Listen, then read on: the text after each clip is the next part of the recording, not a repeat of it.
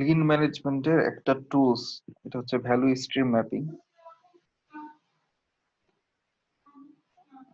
Value stream mapping এর জন্য এক এক একটা প্রথমে পার্ট ক্লাসিফিকেশন করা হয় বা প্রোডাক্ট ফ্যামিলি করা হয়। পার্ট ক্লাসিফিকেশনের মাধ্যমে ক্যাটক্যাম সিআইএম এ এই অংশটুকু পড়ানো হবে।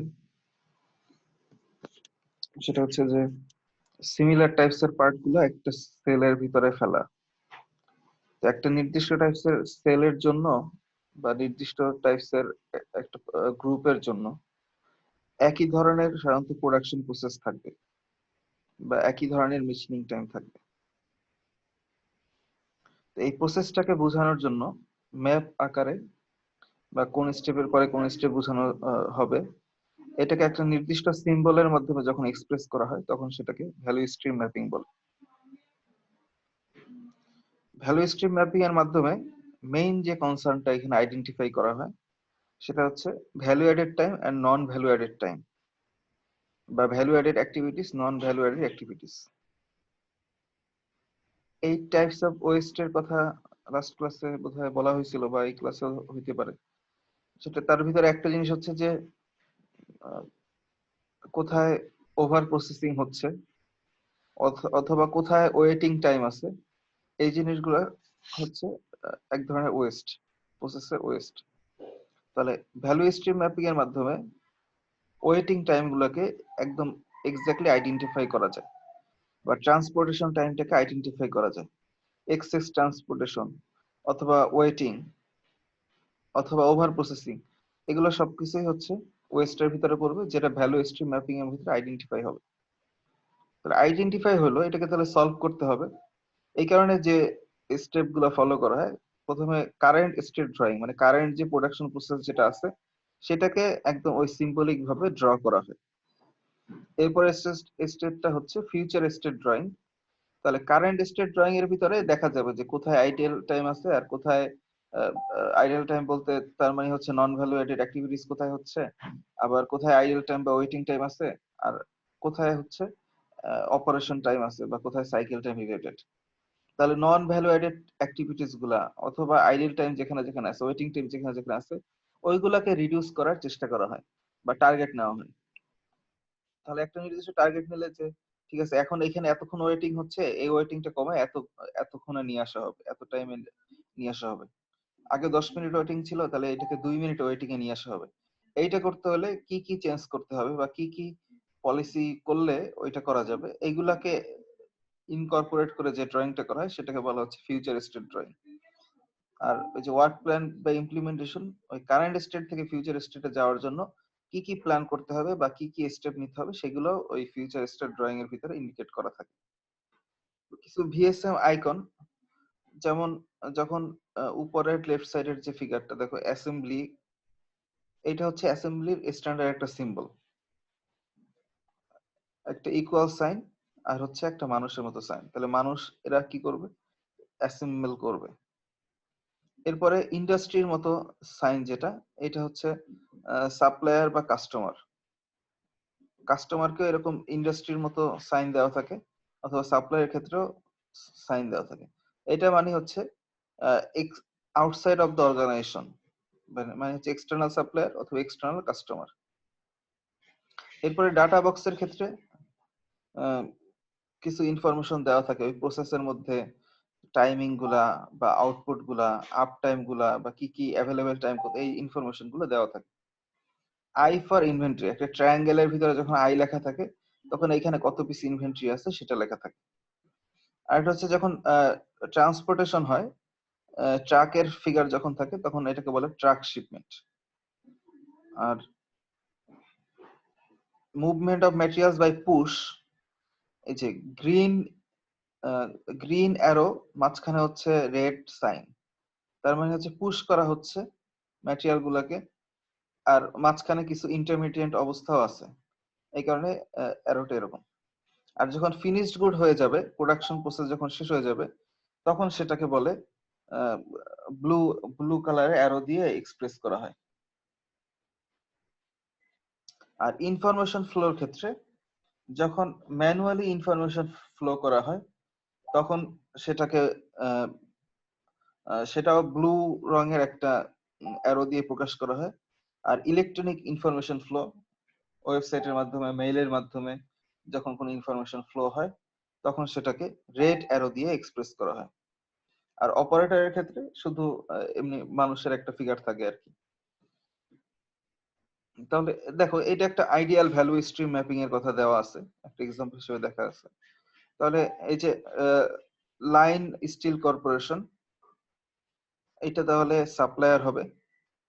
সাপ্লায়ার কাছ থেকে দেখো 200 শিট লেখা আছে, তাহলে সাপ্লায়ার 200 শিট ডেলিভারি করবে।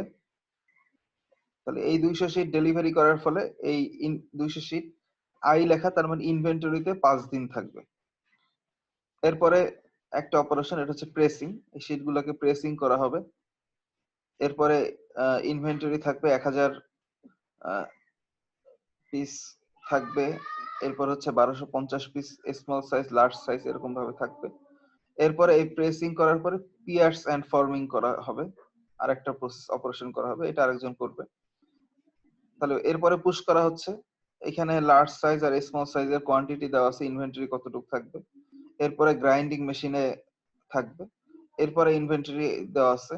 এরপরে শিপিং হবে, স্টেজিং হবে, শিপিং হবে।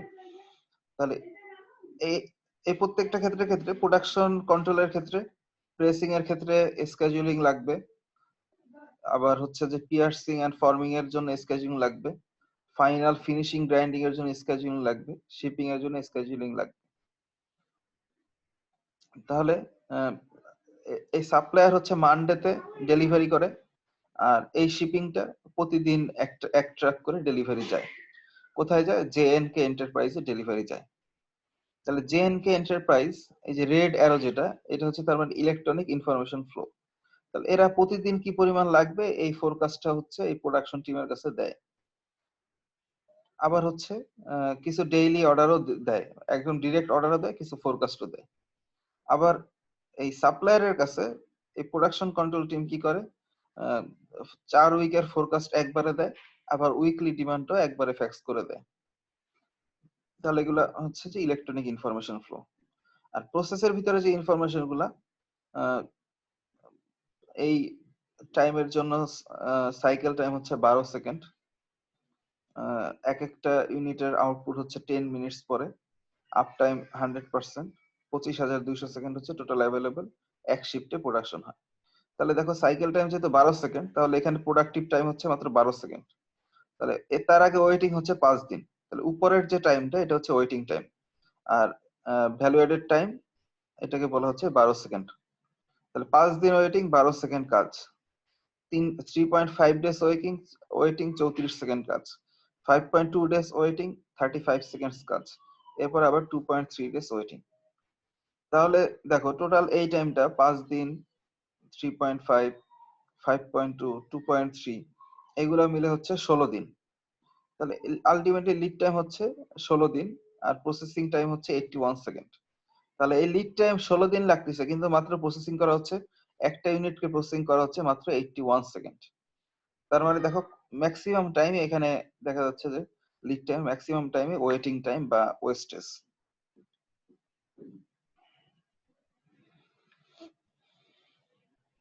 এখানে একটা ম্যাথের জন্য কিছু ইনফরমেশন দেওয়া আছে।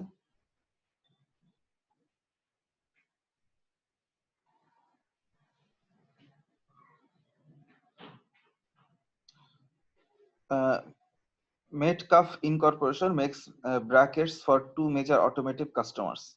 The operations data is on the following slides. VSM draw করতে হবে, ট্যাক টাইম ক্যালকুলেট করতে হবে, প্রত্যেকটা সেলের লিড টাইম ক্যালকুলেট করতে হবে, প্রসেসিং টাইম ক্যালকুলেট করতে হবে, ক্যাপাসিটি ক্যালকুলেট করতে হবে। ওভারঅল প্রসেসের ক্ষেত্রে এভারেজ ডিমান্ড হচ্ছে 2700 পার ডে। এক একটা ব্যাচ সাইজ হচ্ছে 50, প্রতিদিন হচ্ছে 2টা শিফট, অ্যাভেলেবল হচ্ছে 8 hours per shift with a 30 minutes lunch break. Step 1 হচ্ছে ফর্মিং, স্টেপ 2 হচ্ছে ড্রিলিং, স্টেপ 3 হচ্ছে গ্রাইন্ডিং, স্টেপ 4 হচ্ছে প্যাকেজিং। কাস্টমারের শিপমেন্টটা হচ্ছে 13,500 ইউনিট পার উইক, এটা কাস্টমারকে ডেলিভারি করা হয়। আর ইনফরমেশন ফ্লো হচ্ছে কাস্টমারের সাথে সবকিছু হয় ইলেকট্রনিক ভাবে। আর weekly order release to forming all materials আর পোস্ট, এই ইনফরমেশন গুলো দেওয়া আছে। এখন এই ইনফরমেশন গুলো দিয়ে cycle time, set up time, up time, operator একজন, ওয়ার্কিং প্রসেস 4000 ইউনিট ফর্মিং এর জন্য, এই ইনফরমেশন গুলো দিয়ে এখন ভ্যালু স্ট্রিম ম্যাপটা ড্র করা হবে। এটা হচ্ছে সাপ্লায়ার কাস্টমার, সবগুলো ইনফরমেশনই ইলেকট্রনিক ফ্লো। এখানে প্রোডাকশন কন্ট্রোল থেকে সাপ্লায়ারের দিক থেকে একটা আরো যাচ্ছে, এটাও হচ্ছে ইলেকট্রনিক ফ্লো। কাস্টমারের কাছ থেকে অর্ডার পাচ্ছে প্রোডাকশন কন্ট্রোল টিম, এটাও ইলেকট্রনিক ফ্লো। আর শুধুমাত্র একটা ওয়ার্ক অর্ডার পাচ্ছে ফর্মিং এর ক্ষেত্রে, এই যে এখানে বলা ছিল there is a weekly order release to forming. তাহলে একটা, এই যে ব্লু কালারের অ্যারো, তার মানে একটাই হচ্ছে কাগজ যাবে, ওয়ার্ক অর্ডার যাবে ফর্মিং ডিপার্টমেন্টে। সাপ্লায়ার উইকলি শিপমেন্ট দিবে। ফর্মিং এর ইনভেন্টরি বলা আছে 4000। এই যে প্রথম যে প্রসেস, এখানে ফর্মিং এর শুরুতে ওয়ার্কিং প্রসেস হচ্ছে 4000, ড্রিলিং এর শুরুতে 5000, গ্রাইন্ডিং এর শুরুতে 2000, এটার শুরুতে 16000, এখানে শিপমেন্ট রয়েছে 15700। আরেকটা বলা আছে তাহলে এখানে 4000 পিস ওয়েট করতেছে, টোটাল সাইকেল টাইম বলা আছে 11 সেকেন্ড, 11 সেকেন্ড। এরপরে সেট আপ টাইম হচ্ছে 3 মিনিটস, সেট আপ টাইম হচ্ছে 3 মিনিটস। আর আপ টাইম হচ্ছে 100%। সিমিলার ভাবে cycle time 10 second, set up time হচ্ছে 2 মিনিটস, আপ টাইম হচ্ছে 100%। এরকম করে ইনফরমেশন গুলো দেওয়া আছে।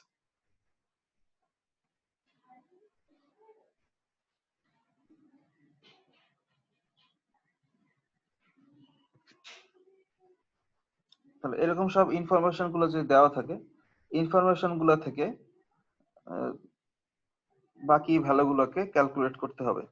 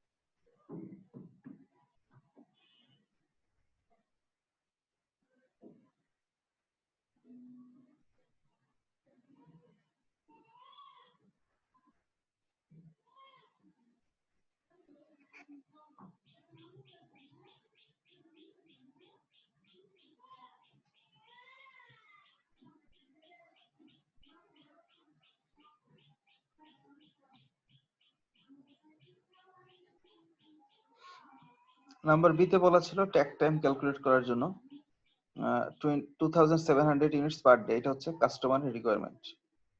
এখন ডেইলি অ্যাভেলেবেল হচ্ছে 8 ঘন্টা ছিল শিফট, আর হচ্ছে এটা হচ্ছে 30 মিনিটস লাঞ্চ ব্রেক, তাহলে 7.5 ঘন্টা বাকি থাকবে প্রোডাকশন টাইম।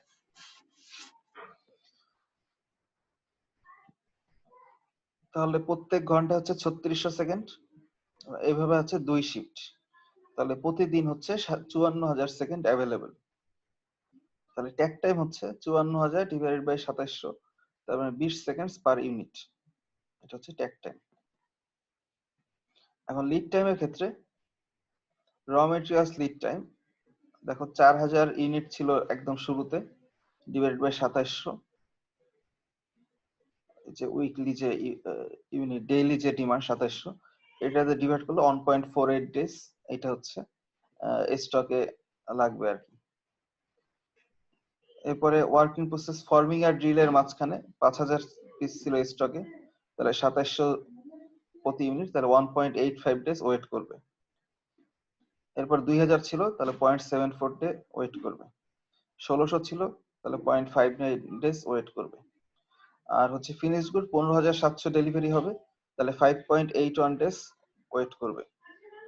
তাহলে টোটাল লিড টাইম দেখা যাচ্ছে 10.47 ডেজ ওয়েটিং টাইম। তাহলে ওয়েটিং টাইমের পরিমাণই অনেক বেশি, প্রসেসিং টাইম খুবই অল্প। এখন ডি তে বলা আছে টোটাল প্রসেসিং টাইম বা সাম অফ সাইকেল টাইম হচ্ছে 53 সেকেন্ডস, মানে প্রত্যেকটা একটা ইউনিট প্রসেসিং এর জন্য যে টাইমটা লাগতেছে। তাহলে সেটআপ টাইমের ক্ষেত্রে এক একটা ব্যাচ বলা ছিল 15 ইউনিটের ব্যাচ, 15 ইউনিটের ব্যাচ বলা ছিল, সরি 50 ইউনিটের এক এক ব্যাচ বলা ছিল। তাহলে এক এক ব্যাচের জন্য একবারে সেটআপ, তাহলে 50 ইউনিটের জন্য সেটআপ টাইম হচ্ছে 3 মিনিটস। তাহলে এক এক ইউনিটের জন্য 3.6 সেকেন্ড, এখানে 2.4 সেকেন্ড, এখানে 0 সেকেন্ড, এখানে 0 second. Per unit processing time তাহলে এই যে 11 সেকেন্ড ছিল সাইকেল টাইম, আর সেটআপের জন্য 3.6, টোটাল হচ্ছে 14.6, এখানে হচ্ছে 12.6। পার ইউনিট প্রসেসিং হচ্ছে 17, এখানে হচ্ছে 15। তাহলে টোটাল এখানে দেখো 14.6, 12.4, 17, 15। তাহলে বটলনেক অনুযায়ী আমরা জানি যেটাতে সবচেয়ে বেশি থাকে টাইমিংটা, যে ভ্যালুতে টাইমিংটা সবচেয়ে বেশি থাকে ওইটাই হচ্ছে বটলনেক অপারেশন, বা ওইটা দিয়ে আলটিমেটলি ক্যাপাসিটি ক্যালকুলেট করা হয়। তাহলে কারণ এইটার ক্যাপাসিটি এইখানে সবচেয়ে বেশি টাইম লাগে, তাহলে এখানে ক্যাপাসিটি সবচেয়ে কম থাকবে, বাকিরা কিছু সময় ওয়েট করবে, কিন্তু এইটার ক্যাপাসিটিটাই হবে টোটাল ওভারঅল প্রসেসর ক্যাপাসিটি।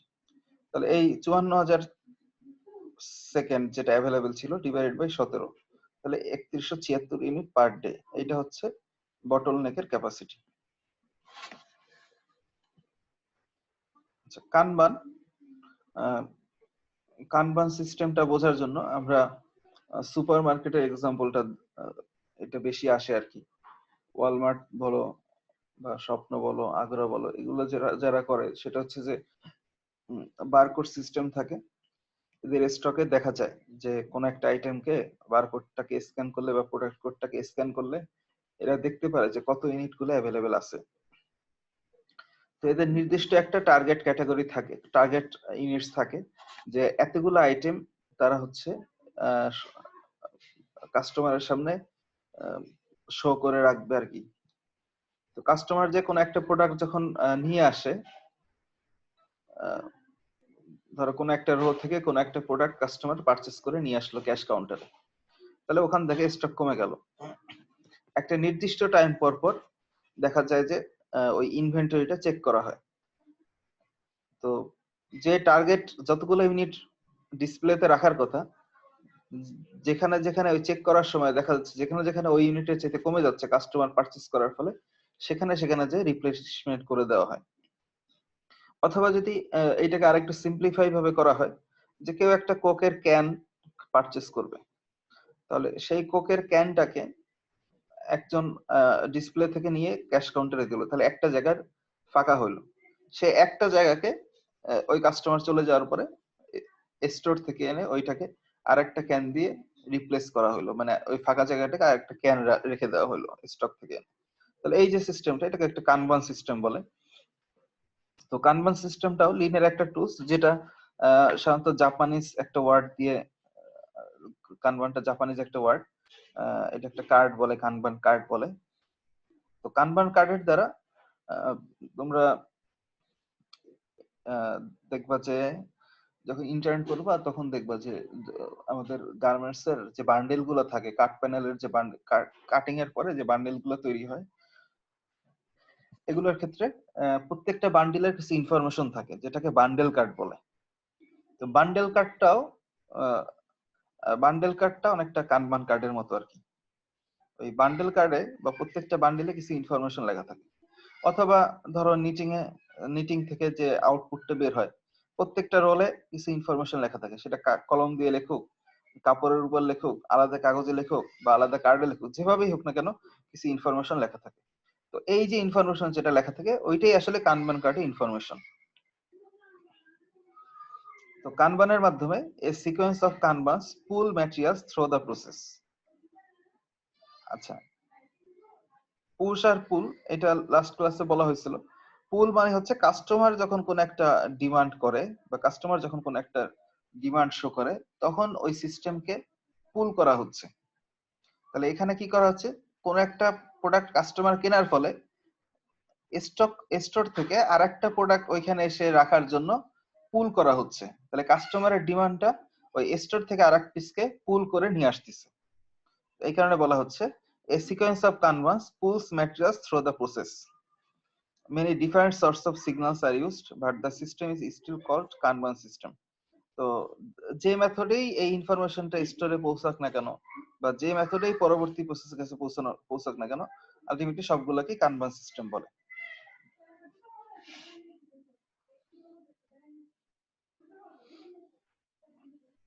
যেমন এখানে দেখো ডিফারেন্ট টাইপস অফ, ধরো অর্ডার নাম্বার আছে বা একটা different types of product code আছে। একটা হচ্ছে এই যে দেখো C584, B162, A593, এরকম ডিফারেন্ট টাইপস অফ অর্ডার আছে আর কি। User removes a standard sized container. এরপর হচ্ছে signal is seen by the producing department as authorisation to replenishment. তার মানে C584 এ কি দেখতে পাচ্ছে যে এরকম একটা এখানে একটা রিকোয়ারমেন্ট আছে আর কি। অথবা তাহলে সিগন্যাল মার্কার অন বক্সেস, তাহলে যে বক্সের উপরে এই সিগন্যাল কার্ডটা থাকবে সেই বক্সটাকে প্রোডাকশন ডিপার্টমেন্টের ওখানে নিয়ে যেতে হবে। বা পার্ট নাম্বার, এরপরে লোকেশন, এইগুলো হচ্ছে যে এই B162 দ্বারা কোন লোকেশনে নিয়ে যেতে হবে বা পার্ট নাম্বার কি হবে এগুলো দ্বারা বোঝা যাবে। এখন কতক্ষণ পর পর বোঝা যাবে, এটা জাস্ট কিছু সিকোয়েন্সিয়াল এক্সাম্পল দিয়ে বলা হচ্ছে। যেমন দেখো র মেটেরিয়াল থাকে, র মেটেরিয়াল সাপ্লায়াররা সাপ্লাই করবে। তো এখানে দেখো একটা ওয়ার্ক সেলের ভিতরে 4টা প্রসেসিং হচ্ছে, এটা একটা প্রসেসিং হচ্ছে, এটা একটা প্রসেসিং হচ্ছে, এটা একটা হচ্ছে, এটা একটা হচ্ছে। এই 4টা ধর একটা গ্রুপ বা একটা সেল বা সেলুলার ম্যানুফ্যাকচারিং হচ্ছে। এদের যখন কাজ মানে কারেন্ট কাজটা করলেই পরবর্তী কাজটা শেষ হয়ে যাবে, মানে পরবর্তী কাজটা করার জন্য র মেটেরিয়ালস অ্যাভেলেবেল নাই। এই ইনফরমেশনটা বা একটা ব্যাচের বা একটা লটের ইনফরমেশনটা ওই কানবান কার্ডটাকে সাপ্লায়ারকে দেওয়া হবে। সাপ্লায়ার ওই কার্ডটা পাওয়ার সাথে সাথে সে এইখানে র মেটেরিয়াল সাপ্লাই করবে, যাতে এই এখন যে কাজটা শেষ করতেছে এটা শেষ করেই সে পরবর্তী কাজটা আবার শুরু করতে পারে, যাতে এখানে ওয়েটিং টাইম না থাকে। তাহলে এভাবে করে একটা ইনফরমেশন ফ্লো হবে। আবার এখানে এটা একটা সাব অ্যাসেম্বলি হচ্ছে, এখান থেকে কিছু প্রোডাক্ট কি হচ্ছে, এই ওয়ার্কিং সেল থেকে কিছু প্রোডাক্ট সাব অ্যাসেম্বলিতে যাচ্ছে, কিছু প্রোডাক্ট ফাইনাল অ্যাসেম্বলিতে যাচ্ছে। তাহলে যেটা সাব অ্যাসেম্বলিতে যাচ্ছে, তাহলে সাব অ্যাসেম্বলি এরা সাব অ্যাসেম্বলি করেও ফাইনাল অ্যাসেম্বলিতে দিচ্ছে, আবার এই সেলুলার সেল থেকেও ফাইনাল অ্যাসেম্বলিতে দিচ্ছে। ফাইনাল অ্যাসেম্বলিতে এই সাব অ্যাসেম্বলি আর হচ্ছে ওয়ার্ক সেল থেকে যেটা পাচ্ছে এগুলোকে ফাইনাল ভাবে অ্যাসেম্বলি করতেছে। তাহলে এখানেও সিমিলার সিস্টেম। তাহলে সাব অ্যাসেম্বলি একটা ইনফরমেশন হচ্ছে যে ওয়ার্ক সেলের কাছে দিবে, কানবান কার্ডটা দিবে, সাথে সাথে ওয়ার্ক সেল থেকেও ডেলিভারি করবে এই সাব অ্যাসেম্বলিতে। আবার সিমিলার ভাবে ফাইনাল অ্যাসেম্বলি যখন স্টকে তাদের থাকবে না, তখন তারা একটা কানবান কার্ড বা একটা ইনফরমেশন দিবে, সেই ইনফরমেশন অনুযায়ী ওয়ার্ক সেল থেকে ম্যাটেরিয়াল ফাইনাল অ্যাসেম্বলিতে আসবে। আবার সাব অ্যাসেম্বলিকেও কানবান কার্ড দিবে, সাব অ্যাসেম্বলি থেকে ফাইনাল অ্যাসেম্বলিতে ডেলিভারি করবে। সাব অ্যাসেম্বলির মধ্যে যদি কোনো পার্টস সাপ্লায়ারের কাছ থেকে আনতে হয় অ্যাসেম্বলি করার জন্য, তাহলে ওই পার্টস সাপ্লায়ারের কাছেও তারা এরকম কানবান কার্ডের মাধ্যমে বা ইনফরমেশনের মাধ্যমে দিবে। তো কাস্টমার একটা অর্ডার যখন করে, সেই কাস্টমার অর্ডার অনুযায়ী একটা ফিনিশড গুড দরকার হবে, সেই ফিনিশড গুডের ইনফরমেশনটা এই ফাইনাল অ্যাসেম্বলির কাছে যাবে। তাহলে কাস্টমার এই ইনফরমেশনটা কানবান কার্ডের মাধ্যমে ফাইনাল অ্যাসেম্বলি পাচ্ছে। ফাইনাল অ্যাসেম্বলি আবার সাব অ্যাসেম্বলিকে দিচ্ছে, ওয়ার্ক সেলকে দিচ্ছে, সাব অ্যাসেম্বলি আবার ওয়ার্ক সেলকে দিচ্ছে, সাপ্লায়ারকে দিচ্ছে, এই ওয়ার্ক সেল আবার র মেটেরিয়াল সাপ্লায়ারকে দিচ্ছে। এভাবে স্টেপ বাই স্টেপ ইনফরমেশন গুলো ফ্লো হচ্ছে এবং একটা সিকোয়েন্সিয়াল ভাবে ইনফরমেশন ফ্লো হচ্ছে।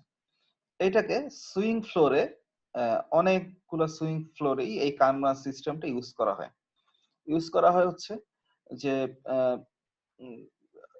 তোমরা দেখবা যে ফলের ক্যারেট যেটাকে বলে আর কি, মানে হচ্ছে দোকানে দেখবা যে ফল রাখার জন্য বা আম বলো বা আপেল বলো, এইগুলা এরকম এক একটা প্লাস্টিকের ঝুড়ি টাইপের মতো একটা বক্স বক্স করে নিয়ে আসা হয়। তো ওই সুইং ফ্লোর গুলাতেও এরকম বক্স থাকে আর কি।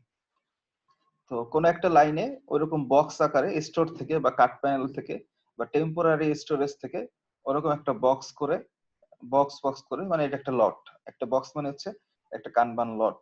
তাহলে এই একটা বক্স একটা লাইনের সামনে রাখা হচ্ছে।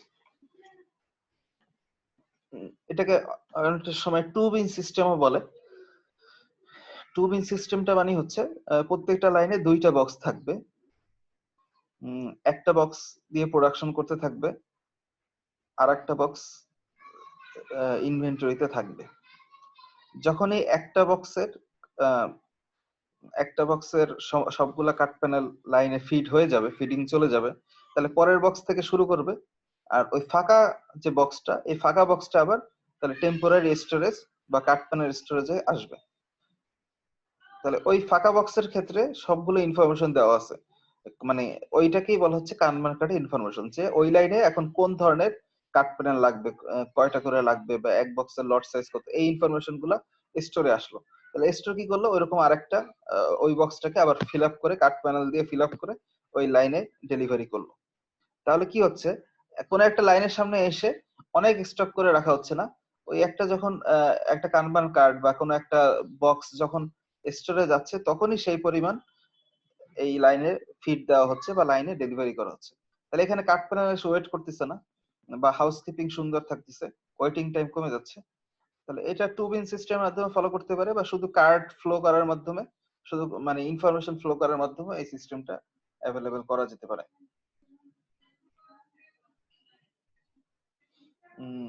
যেমন এখানে কিছু ইনফরমেশন বলা আছে, যে কোন একটা প্রোডিউসার বা ইউজার যখন কোন একটা প্রোডাক্টকে ভিজুয়াল ভাবে দেখতে পায় না, তখন কোনো একটা জাস্ট কার্ডের মাধ্যমেই ইউজ করা যায়, বা ইনফরমেশন ফ্লো করেই এই কানভান সিস্টেমটা অ্যাপ্লাই করা যায়। আর যখন ভিজুয়াল কন্টাক্টে থাকে, তখন কোন একটা লাইট বা ফ্ল্যাগ এরকম দিলে, লাইট জ্বালাই দিল যে এখানে র মেটেরিয়ালস দরকার, এরকম করলেও এটাও কানভান সিস্টেম হবে আর কি। তো কানভান সিস্টেমে সেভারাল কম্পোনেন্টস দরকার হবে, তাহলে ডিফারেন্ট কানভান টেকনিক ইমপ্লিমেন্ট করা যেতে পারে। তাহলে একটা কানভান কার্ডে ডিফারেন্ট যে ইনফরমেশন গুলো থাকবে, তাহলে এই ইনফরমেশন অনুযায়ী এক একটা স্পেসিফিক রিকোয়ার্ড পার্টস বা কোয়ান্টিটি এটা বোঝা যাবে। মাল্টিপল কার্ড যদি থাকে, তাহলে যদি অনেকগুলা কম্পোনেন্ট থাকে, তাহলে মাল্টিপল কার্ডও ইউজ করা যেতে পারে। একটা এমআরপি সিস্টেমের মাধ্যমে দেখা যায় যে অথরাইজেশন সিস্টেম থাকে, যে কোন কানবান কার্ডটা কখন ডিসপ্যাচড হবে, কখন পুল করা হবে, এগুলো এমআরপি সিস্টেমে বলা থাকে। কানবান কার্ডের মাধ্যমে ডিরেক্ট কন্ট্রোল থাকবে ওয়ার্কিং প্রসেসের মধ্যে, যে এখন ক্যাপাসিটি নাই, তাও লাইনের সামনে এসে বা ডাইং মেশিনের সামনে এসে বা নিটিং মেশিনের সামনে এসে এরকম স্টক করে অনেক ভরায় রাখলো, এরকম হবে না। কানবানের মাধ্যমে যতটুকু দরকার ততটুকু পুল সিস্টেমের মাধ্যমে আসবে। আবার এখানে বলা হলো যে ইমিডিয়েট স্টোরেজ এরিয়া যদি থাকে, তখন এই যে টু কার্ড সিস্টেম বা টু বিন সিস্টেম এটা ইউজ করা হয়। One card circulating between the user end আর একটা হচ্ছে প্রোডিউসার, মানে একটা থাকে প্রোডাকশনে আর একটা হচ্ছে স্টকে যায়। এখন কানবানে কতগুলা এরকম বক্স বা কতগুলা কন্টেইনার ইউজ করতে হবে, এইটার একটা ফর্মুলা আছে। এই ফর্মুলাটা হচ্ছে ওয়ার্কিং প্রসেস, এটা হচ্ছে কে ইন্টু সি। কে হচ্ছে নাম্বার অফ কন্টেইনার্স, আর সি হচ্ছে প্রত্যেক কন্টেইনারে কয়টা পার্টস ধরে। সি হচ্ছে number of units in each container, আর কে হচ্ছে number of containers.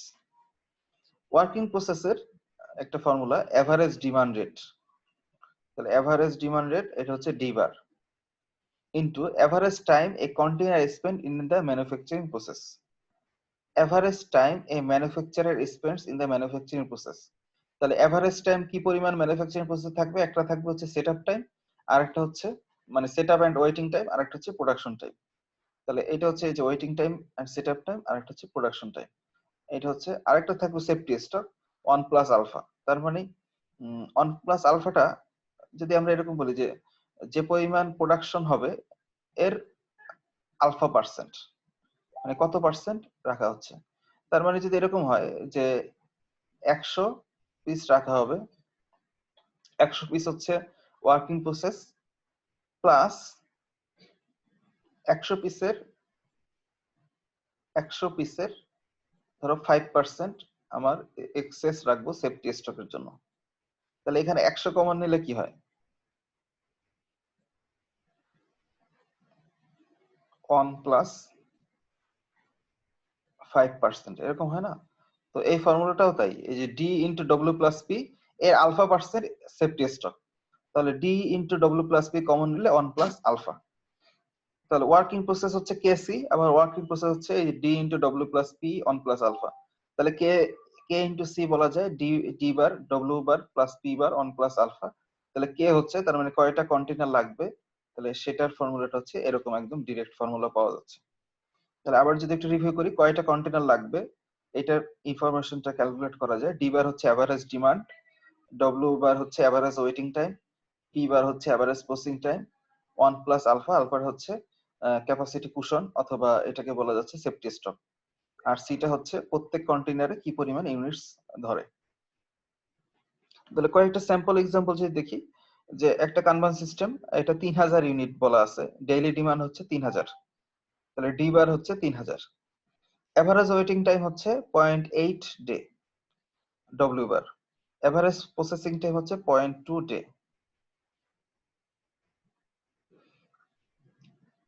A container holds 270 units, তাহলে এটা হচ্ছে C. Currently 20 containers are used, তাহলে কে হচ্ছে 20। What is the value of policy variable, মানে হচ্ছে সেফটি স্টক বা পলিসি ভেরিয়েবল আলফার ভ্যালু কত। What is the total plant inventory, working process and finished good for এই অর্ডারের জন্য প্ল্যান্ট ইনভেন্টরি কত। আর পলিসি ভেরিয়েবলটা যদি জিরো হয়, তাহলে কন্টেইনারে how many containers would be needed now, কয়টা কন্টেইনার হইলেই হবে যদি পলিসি ভেরিয়েবল জিরো থাকে।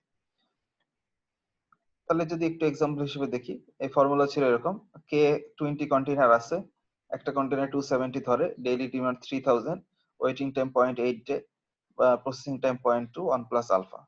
এখান থেকে 1 প্লাস আলফা হচ্ছে 1.8, তাহলে আলফা হচ্ছে 80। তার মানে দেখো 80% এখানে সেফটি স্টক রাখছে, তার মানে অনেক বেশি। নাম্বার বি এর কোশ্চেন ছিল যে যদি প্ল্যান্ড ইনভেন্টরি কত, তাহলে প্ল্যান্ড ইনভেন্টরি ছিল কি ওয়ার্কিং প্রসেস মানে কে ইনটু সি, তাহলে কে হচ্ছে 20 আর সি হচ্ছে 270, তাহলে 5400 ইউনিট, এটা হচ্ছে ওয়ার্কিং প্রসেস। নাম্বার সি তে বলা আছে পলিসি ভেরিয়েবল আলফা যদি জিরো হয় তাহলে কয়টা কন্টেইনার লাগবে। তাহলে পলিসি ভেরিয়েবল আলফা যদি জিরো হয় তাহলে কে এর ভ্যালু বের করবে, 20 এর পরিবর্তে এখন কে টা কত হবে সেটা বের করবে। তাহলে আলফার ভ্যালু জিরো ধরে দেখা যাচ্ছে যে 11.11, সবসময় আপার রাউন্ড আপ করতে হবে, তাহলে 12 কন্টেইনার্স, বাট 12টা কন্টেইনার লাগবে। তাহলে 80% সেফটি স্টক রাখার কারণে দেখো কন্টেইনার 12 থেকে 8টা বেশি কন্টেইনার রাখতে হচ্ছে। এটা আরেকটা এক্সাম্পল,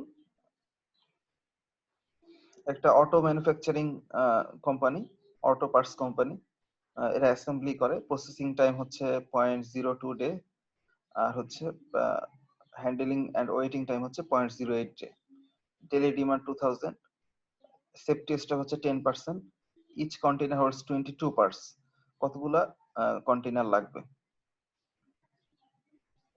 তাহলে কি হচ্ছে কতগুলো কন্টেইনার লাগবে, 2000 daily demand, processing time, waiting time, এরপর হচ্ছে সেফটি স্টক, আর হচ্ছে 22 হচ্ছে কন্টেইনার কতগুলো ধরে, তাহলে 10 কন্টেইনার লাগবে। নাম্বার বি তে বলা আছে কোন প্রোডাকশন প্রসেসটাকে এমন ভাবে রিভাইজ করা হলো যাতে হ্যান্ডলিং এন্ড ওয়েটিং টাইমটা 0.06 ডে লাগে। আগে প্রসেস এই যে ম্যাটেরিয়াল হ্যান্ডলিং এন্ড ওয়েটিং টাইমটা ছিল 0.08 ডে, ওয়েটিং টাইমটা যদি 0.08 থেকে 0.06 করা যায় তাহলে কয়টা লাগবে। তাহলে এই 0.08 এর জায়গায় জাস্ট 06 ইউজ করলে ক্যালকুলেশন করে দেখা যাচ্ছে কন্টেইনার লাগবে 8টা। তাহলে যত নন ভ্যালু অ্যাডেড টাইম কমানো যাবে, নন ভ্যালু অ্যাডেড টাইম যত কমানো যাবে কন্টেইনারের পরিমাণ তত কম লাগবে। আরেকটা প্রোডাক্টের ক্ষেত্রে এভারেজ ডেইলি ডিমান্ড হচ্ছে 1000, ওয়েটিং টাইম হচ্ছে 0.5 ডে, এরপর প্রসেসিং টাইম হচ্ছে 0.1 ডে, পলিসি ভেরিয়েবল 10%, কতগুলো কন্টেইনার লাগবে, জাস্ট ইনফরমেশন গুলো বসে দিলে 7টা লাগবে। তাহলে অ্যাডভান্টেজ হচ্ছে দেখা যায় যে এক একটা লট বাই লট যেহেতু আসতেছে, সেক্ষেত্রে যেটা হয় সেটা হচ্ছে যে কোনো একটা ফল্ট বা ডিলেড ম্যাটেরিয়াল যদি আসে তাহলে এটা বোঝা যায়। স্টকে যখন অনেক বেশি থাকে তখন দেখা যায় যে ফল্ট বা ডিফেক্টটাকে বোঝা যায় না, যেহেতু প্রবলেম গুলাকে ইমিডিয়েটলি ধরা পড়ে, এই কারণে ইমিডিয়েটলি সলভ করা যায়। অনেকখানি প্রোডাকশন হয়ে যাওয়ার পরে যে ধরা পড়বে এরকম হয় না। আর হচ্ছে puts downward pressure on bad aspect of inventory. যখন যেহেতু ইনভেন্টরি কম আছে, জাস্ট আগের স্টেপে কিন্তু তাহলে একটা প্রেসার দিবে যে আমি আর এখন প্রোডাকশনের জন্য নাই, আমাকে এখন পার্টস সাপ্লাই দাও, এরকম আগের প্রসেসটাতে দেখা যাবে এরকম একটা সিগন্যাল দিচ্ছে। এর ফলে দেখা যায় যে পুল সিস্টেমের অধীনে প্রোডাকশন হচ্ছে জিআইটি ইমপ্লিমেন্টেশন করা যাবে কানবান অ্যাপ্লাই করার মাধ্যমে। কোয়ালিটির ক্ষেত্রে গুড কোয়ালিটি প্রোডাক্ট যেহেতু পাওয়া যাচ্ছে, পুয়ার কোয়ালিটি কে এক্সপোজ করতেছে জিআইটি। মানে হচ্ছে অনেক বেশি ইনভেন্টরি রাখলে, যেটা জিআইটি এর বিপরীত, তাহলে অনেক বেশি ইনভেন্টরি রাখলে প্রবলেম গুলোকে ধরা পড়তো না, তাহলে এই কারণে কোয়ালিটি পুয়ার হইতো এবং রুট কজ বের করা ডিফিকাল্ট হয়। তো জিআইটির মাধ্যমে দেখা যাচ্ছে যে স্ট্রং রিলেশনশিপ থাকতেছে হাই কোয়ালিটি বা গুড কোয়ালিটির ক্ষেত্রে। লিড টাইমও কমে আসতেছে যেহেতু পুল সিস্টেম হচ্ছে, আর হচ্ছে কোয়ালিটি প্রবলেম গুলো তাড়াতাড়ি ধরা পড়তেছে। আর better quality means fewer buffer allows simpler JIT system to be used. আচ্ছা, টয়োটা প্রোডাকশন সিস্টেমে তাহলে কন্টিনিউয়াস ইমপ্রুভমেন্ট থাকলো, প্রত্যেকদিনই কিছু না কিছু ইমপ্রুভমেন্ট, এবং সবাই যে যার কাজ সবাই ইম্পর্টেন্স ভাবে বা উইথ কোয়ালিটি প্রোভাইড করবে, একজন আরেকজনের প্রতি রেসপেক্ট করবে, স্ট্যান্ডার্ড ওয়ার্ক প্র্যাকটিস থাকবে,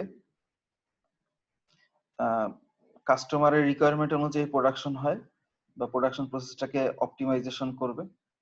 আরো কিছু এক্সাম্পল দেওয়া আছে। তো জিআইটির ক্ষেত্রে সাপ্লায়ারকেও ইনভলভ করতে হয়, লেআউট কি হবে এটাকেও সিলেক্ট করতে হয়, ইনভেন্টরি কি পরিমাণ থাকবে এগুলোকেও ইম্পর্টেন্ট, স্কেজুলিং কখন হবে এগুলোও ইম্পর্টেন্ট।